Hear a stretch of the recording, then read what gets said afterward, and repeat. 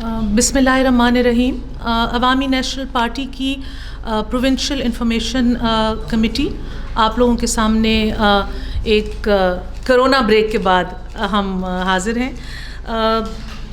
आजकल आप लोगों को पता है कि पाकिस्तान जो है बदतरीन माशी बहरान का शिकार हुआ है और हुकूमत वक्त जो है वो अपोजिशन के साथ लड़ाइयों में और कभी ट्विटर के ऊपर, कभी टेलीविज़न चैनल्स के ऊपर, लेकिन जो असली जो मसला चल रहा है, जो आवाम के बीच में मसला चल रहा है, महंगाई का मसला, हम उसके ऊपर कुछ बातें, कुछ फैक्ट्स एंड फिगर्स के साथ आप लोगों के सामने आए हैं। पिछले महीने एक मार्केट कंपनी आईपॉस ने एक सर्वे कंडक्ट किया था, जिस सर्वे में पता चला है कि 49% जो पाकिस्तानी अवाम है उनको लगता है कि ख़ान साहब की हुकूमत की नाअहली की वजह से ये महंगाई का जो एक तूफ़ान और एक बहरान आया हुआ है, ये हुआ है।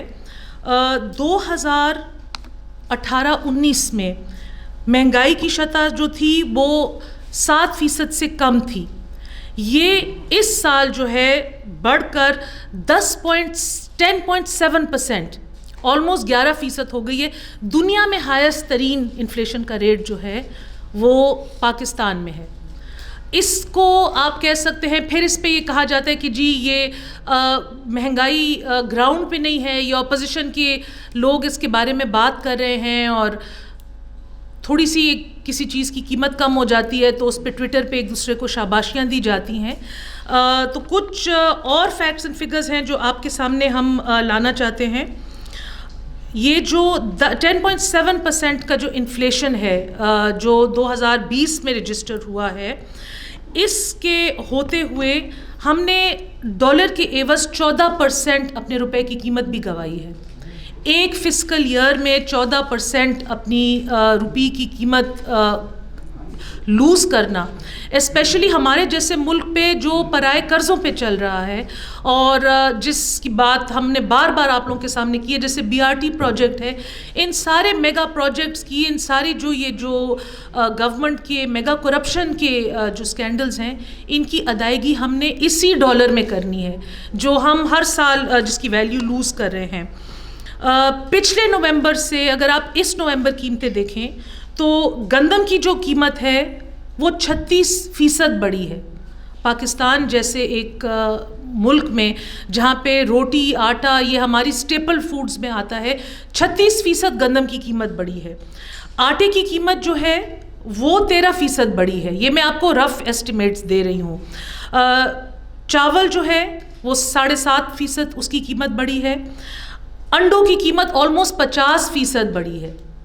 अब आप मुझे बताएं कि अवाम क्या खाए, क्या ख़रीदे, कहाँ जाए। और फिर चीनी की कीमत जो है उसमें भी 36% महंगाई का इजाफा हुआ है, 36%। तो इसमें जब चंद रुपयों की कमी आती है तो खान साहब जब ट्वीट करते हैं तो ये अवाम की फीलिंग्स के साथ, हम सब के साथ, आई थिंक एक बहुत बड़ा धोखा है। ये हमारी जो ज़ख्मों पे नमक छिड़कने के एवज़ है और हम प्राइम मिनिस्टर से और उनकी टीम से इतना गैर ज़िम्मेदाराना एटीट्यूड नहीं एक्सपेक्ट करते। इसके बाद हम आते हैं जो सेहत का जो एक बहरान चल रहा है, ख़ासकर खैबर पख्तूनख्वा में, जो कि 2018 के इलेक्शंस में PTI ने अपने हेल्थ रिफॉर्म्स के ऊपर अपना बहुत ज़्यादा इलेक्शन का एक नैरेटिव बेस किया था। उन्होंने कहा था कि हमने हेल्थ को कम्प्लीटली रिफॉर्म कर दिया है खैबर पख्तूनख्वा में। लेकिन जो KTH में जो रिसेंटली जो हादसा हुआ है, उन्होंने इन सारी बड़ी बड़ी जो इनकी बातें थी उनको खोखले इनके क्लेम्स थे उनको उजागर कर दिया है।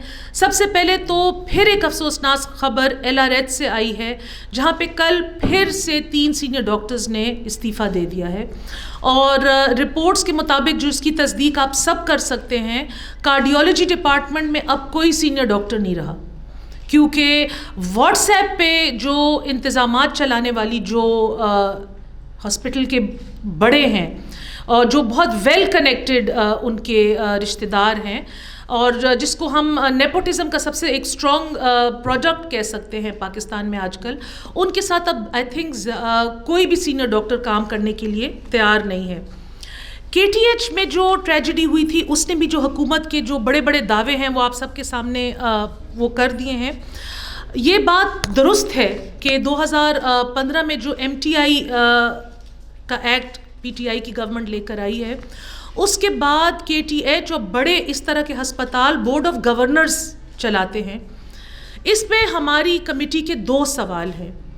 ایک تو یہ کہ جی بورڈ آف گورنرز کو کون ہائر کرتا ہے, ان بورڈ آف گورنرز کو یہاں پہ کون پلیس کرتا ہے؟ یہی حکومت وقت ہے جو ان کو پلیس کرتی ہے. اور دوسری بات یہ ہے کہ اوور آل ہیلتھ کا نظام, حکومت کا نظام, ایک سسٹم چلانا, یہ تو حکومت کی ذمہ واری ہے نا, یہ تو بورڈ آف گورنرز کی ذمہ واری نہیں ہے.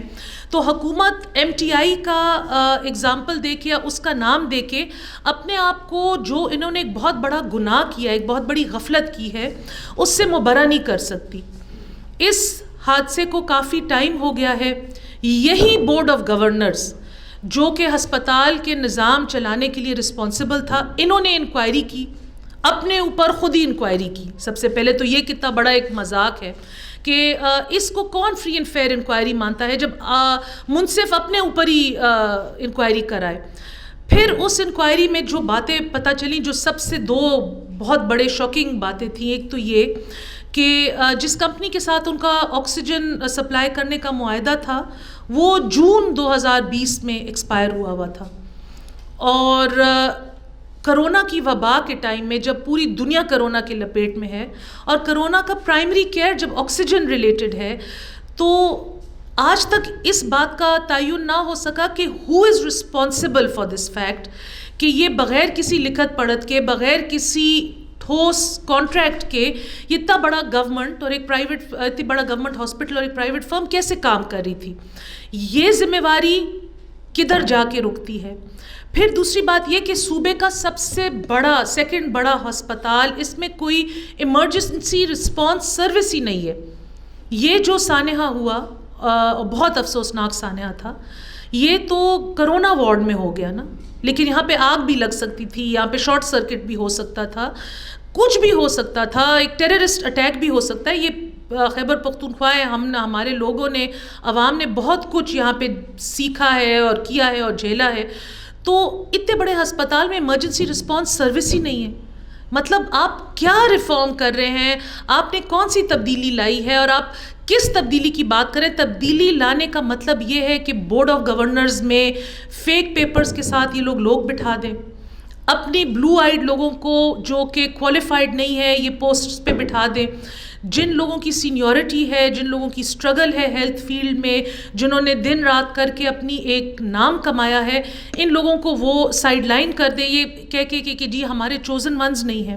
تو اس طرح کے ہیلتھ ریفارمز کو, اس طرح کے MTI کو ہم بالکل نہیں مانتے, اور آئی تھنک کہ ڈاکٹر کمیونٹی بھی اس کو نہیں مانتی. پمز ہاسپٹل میں بھی احتجاج جاری ہے, خیبر پختونخوا میں بھی جگہ جگہ احتجاج جاری ہے, اور ہم یہ بات کلیریفائی کرنا چاہ دیتے ہیں کہ یہ ہم سیاسی بیان میں ہمارا نہیں ہے. عوامی نیشنل پارٹی خیبر پختونخوا کی ایک سٹیک ہولڈر ہے. یہ جو ہاسپٹلز ہیں یہ ہمارے ہاسپٹلز ہیں, یہ عوام کے ہاسپٹلز ہیں, اس میں ہمارا پیسہ لگا ہوا ہے, ان میں ہمارا ٹائم انویسٹ ہوا ہوا ہے. ہم کسی کو نہیں چھوڑیں گے کہ ان کے ساتھ اس طرح کا ایک گھنونا کھلواڑ کیا جائے. ہم نے, کیونکہ میری طبیعت خراب تھی, ناساز تھی, میں کچھ دنوں تک آپ لوگوں کے سامنے آ نہیں سکی, لیکن اپنے ٹویٹر کے ذریعے میں نے عوامی نیشنل پارٹی کے, ہم نے اپنے آفیشیل پیجز سے بھی ڈاکٹر ندیم عالم کا ایک ایشو ہائی لائٹ کیا ہے. یہ بات کو بھی ایک ہفتے سے زیادہ ہو گیا ہے. یہ آدمی وہ آدمی ہے جس نے PTI کا ٹکٹ لیا تھا, جنرل الیکشنز کنٹیسٹ کیے تھے. ان الیکشن فارمز میں انہوں نے اپنے ساتھ ڈاکٹر یا MD نہیں لکھا. بورڈ آف گورنرز پہ آنے کے لیے اور پری کوالیفائی کرنے کے لیے ان کی سڈنلی وہ ڈاکٹر بھی بن گئے ہیں, اور اگر ان کا ریزیومے آپ لکھیں, انہوں نے کریئر کے بجائے کیریئر اس میں لکھا ہوا ہے. تو مطلب ایک بندہ جس کو بیسک انگلش سکلز نہیں آتی, وہ اپنے آپ کو, یا ریڈنگ اینڈ رائٹنگ سکلز نہیں آتی, وہ اپنے آپ کو ایک ڈاکٹر لکھ رہا ہے, اور اتنے بڑے ہاسپٹل میں وہ ایک اتنی ذمہ وار سیٹ پہ بیٹھا ہوا ہے. وہ کیوں بیٹھا ہوا ہے, اس کو کس نے بٹھایا ہے, وہ کب یہاں سے ہٹے گا؟ ان سارے سوالات کے جواب آئی تھنک کہ اب حکومت کو اپنے بل سے نکل جانا چاہیے. ان کو عوام کے سامنے آ کے جو سوالات ہیں ان کا جواب دینا چاہیے. ڈاکٹر فیصل سلطان جو ہیڈ کر رہے ہیں بورڈ آف گورنرز کو KTH کے, وہی پرائم منسٹر کے اسپیشل ایڈوائزر ہیں ہیلتھ کے اوپر, وہی شوکت خانم ہاسپٹل کو بھی رن کریں.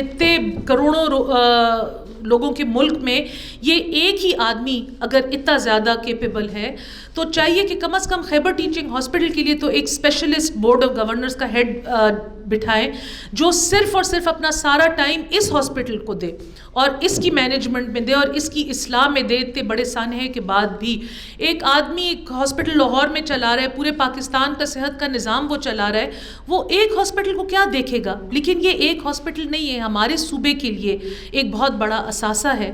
اور اس میں جو اتنی ہم نے اور آپ سب نے ایک جو بہت بڑی بڑی بے ضابطگیاں ہم نے پوائنٹ آؤٹ کی ہیں, تو چاہیے کہ حکومت اس بات پہ سیریس ہو. جو ڈیٹیلڈ رپورٹ آنی تھی جس کو آپ کو ہم سب کو جو فیملیز وکٹمز کی تھیں ان سب کو انتظار ہے, وہ ڈیٹیلڈ رپورٹ آج تک عوام کے سامنے نہیں آئی.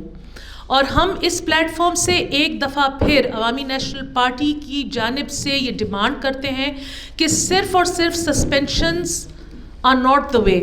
یہ جو اس دن جانی نقصان ہوا ہے یہ کرمنل نیگلیجنس کی وجہ سے ہوا ہے.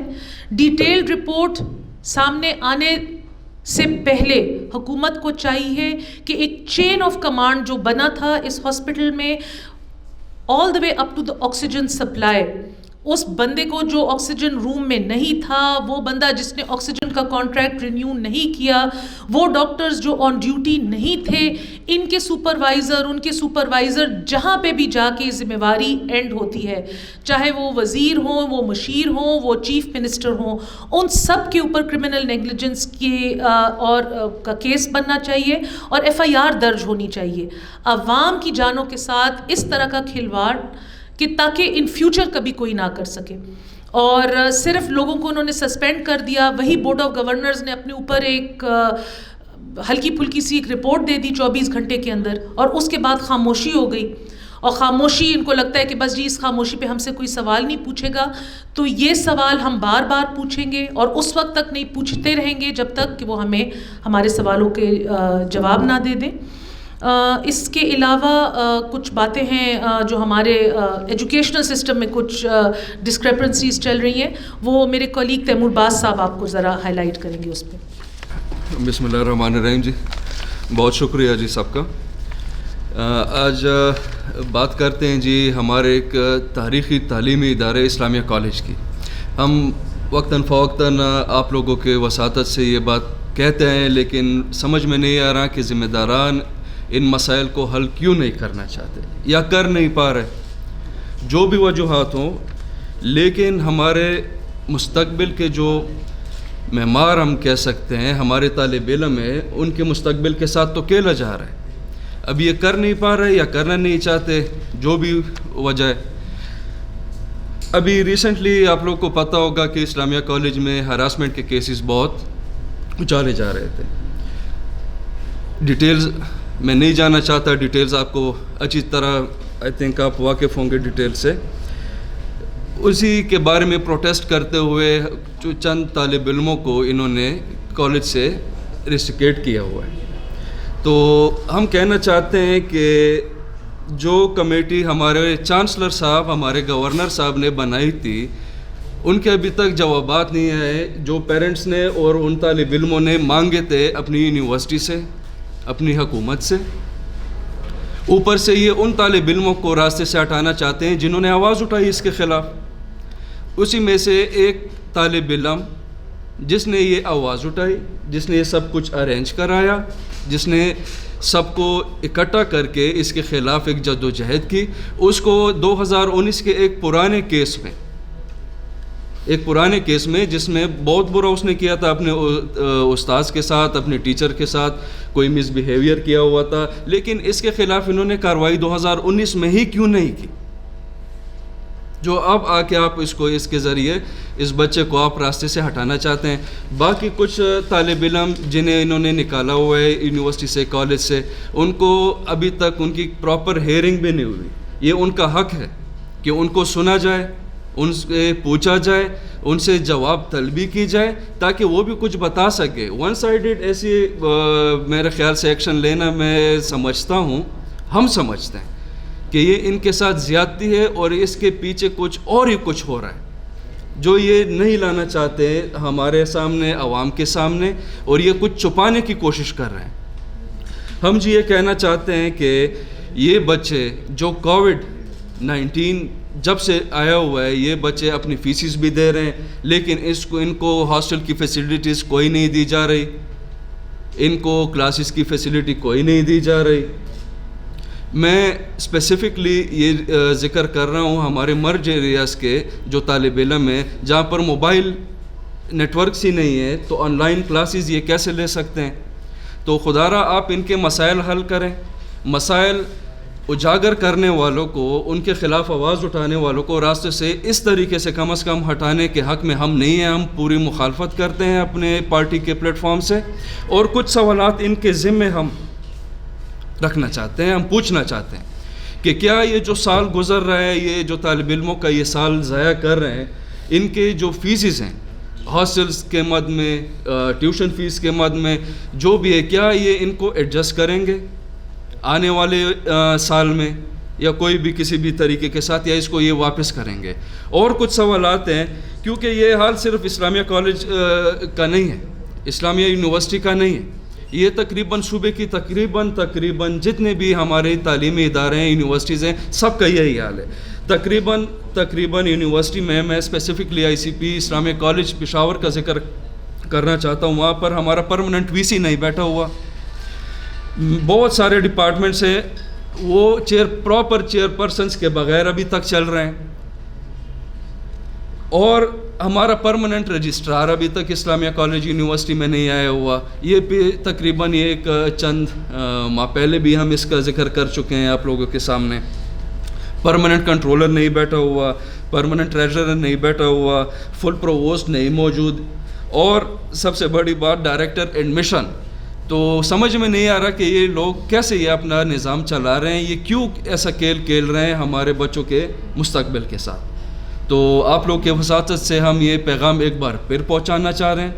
ہم ان کو ایک درخواست کی شکل میں پہلے کہنا چاہتے ہیں کہ جن بچوں کو آپ لوگوں نے نکالا ہوا ہے ان کو موقع دے, انہیں سنا جائے, ان کے جو ایڈمیشنز ہے وہ پھر سے ان کو یہ حق دیا جائے تعلیم حاصل کرنے کا. یہ ہم ایک بہت بڑی زیادتی میں اس کو ہم شمار کریں گے, اور اس کے خلاف ہم پوری طرح سے اپنی قوت کا مظاہرہ بھی کرنے کو تیار ہیں. Thank you. Any questions?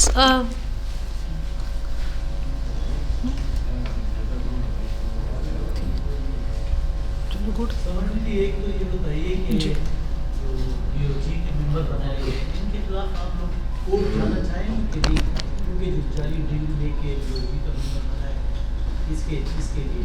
اور دوسرا جو KTH کا واقعہ ہوا ہے وہ رپورٹ ابھی تک نہیں لا رہے ہیں, اور ان اصل ذمہ دار کو سامنے, تو ہائی کورٹ جانا چاہتے ہیں آپ لوگ؟ ڈیفینیٹلی جی, ہم تو دیکھیں اس جو ڈیٹیلڈ رپورٹ ہے اس کا انتظار کر رہے ہیں. ہماری پارٹی بھی انتظار کر رہی ہے, اور آئی تھنک جو وکٹمس کی فیملیز ہیں وہ بھی انتظار کر رہی ہیں. ہم ضرور کورٹ جانا چاہیں گے, لیکن یہاں پہ میں آپ کو ایک بات بتانا چاہوں کہ یہی سپریم کورٹ تھا جس نے برقی صاحب کو 2018 میں نااہل کرایا ہوا ہے. لیکن یہ ایسے حکمران ہیں کہ ان کو نہ عوام کی پرواہ ہے, نہ ووٹ کی مینڈیٹ کی عزت کرتے ہیں, نہ یہ کورٹ کی ورڈکٹس کی عزت کرتے ہیں. ہم آف کورس جائیں گے کیونکہ لائک آئی سیڈ عوامی نیشنل پارٹی خیبر پختونخوا کو اور اس کے مسائل کو اون کرتی ہے. تو ہم انتظار کر رہے ہیں اگر کہ رپورٹ میں ایسی جو ساری جو ہمیں کچھ جو خبریں ہیں وہ نہ اجاگر کی گئیں اور جن لوگوں نے یہ کام کیا ان کو کیفر کردار تک نہ پہنچایا گیا, تو ہم ڈیفینیٹلی ان سب کے خلاف عدالت سے رجوع کریں گے.